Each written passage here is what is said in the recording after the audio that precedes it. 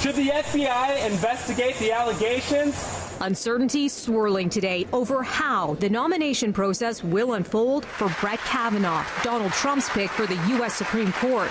I think he's an extraordinary man. I think he's a man of great intellect, as I've been telling you, and he has an unblemished record. Trump defending Kavanaugh this morning, just days after California University professor Christine Blasey Ford went public in the Washington Post, accusing Kavanaugh of sexually assaulting her in the early 1980s when they were both in high school. Kavanaugh calls the allegation completely false. The Senate committee that oversees Supreme Court nominations invited both Ford and Kavanaugh to testify on Monday. But now that hearing could be delayed or in jeopardy altogether.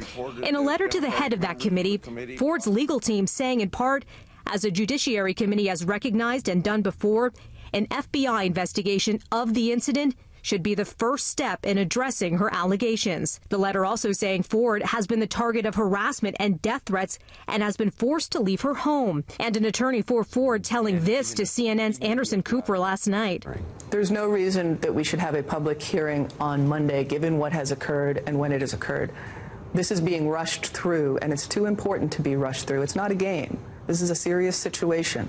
But Trump has said he doesn't think the FBI should get involved. And today, the U.S. president casting doubt on Ford's allegations. If she shows up and makes a credible showing, that'll be very interesting, and we'll have to make a decision. But I can only say this, he is such an outstanding man. Very hard for me to imagine that anything happens. Now, there's been a similar message coming from both Republicans and Democrats who say they want to hear from Ford, Kavanaugh's accuser, in this Me Too era. But there is a divide when it comes to the timing of it all. Now, Republicans who support Kavanaugh being on the Supreme Court, they want to hear from Ford sooner than later.